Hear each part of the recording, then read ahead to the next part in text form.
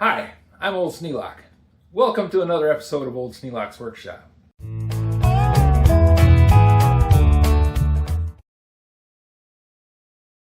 This is a wiring diagram, one that I couldn't find because the furnace in the workshop was old. You know, the wood stove that I bought was a wood backup heater for a house, and it was made in the 80s, so it's pretty old. It has an old style thermocouple that determines the heat in the air box and controls the fan. So I was trying to figure out how to do the wiring on it because it had a drawing on the side of the furnace, but it wasn't a good one. It didn't hook up the things that needed to be hooked up. So today, we had a windstorm a few days back, and we're thinking that it blew out the pilot on the furnace, on our gas furnace in the house. So I went down, laid on the floor, and reached in and lit the pilot and got the pilot going, and everything was working just fine. And then I looked at the door that I had taken off, and I thought, well, there's a wiring diagram, and that's the right one. That looks like it's supposed to look. So now I have a wiring diagram of how to hook up that burner control. Well, it's actually a control for the fan. The burner is just going to be the wood's burning all the time. Gas burner has a on-off control that shuts off the gas valve here, and this thermostat runs the gas valve. That's the one that's in the house. There's a thermostat that goes on the firebox, and that one is controlled by this relay system over here. So now I have the wiring diagram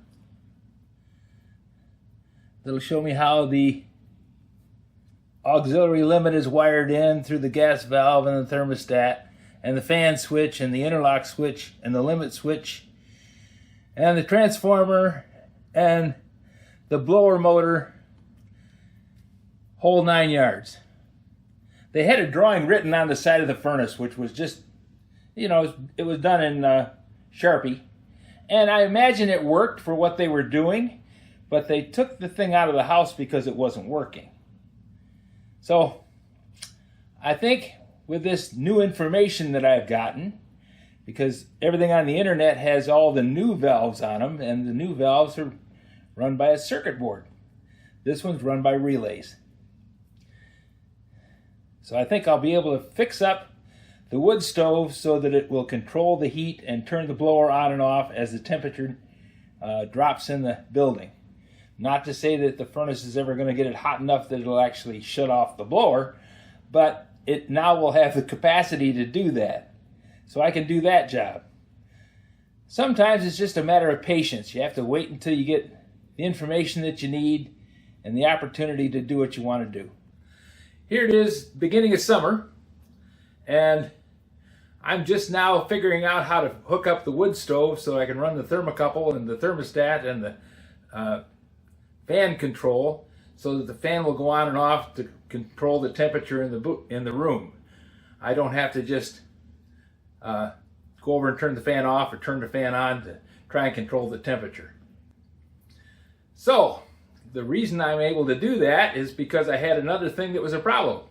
One problem solved my previous problem. So I think my problem is 90% solved. I still have to do the work, but at least I have the knowledge.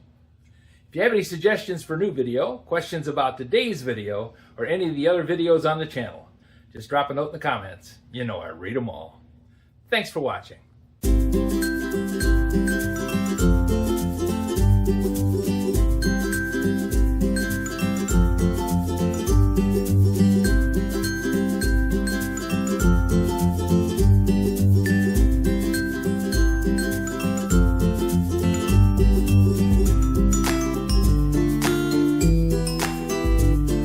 This video is not to be viewed by anyone under the age of 13 in the U.S. or 16 in the European Union without the express written permission of the parents or the legal guardians of the underage person. Such written permission must be on file at the local government entity in charge of enforcing the rules and regulations established by the FTC.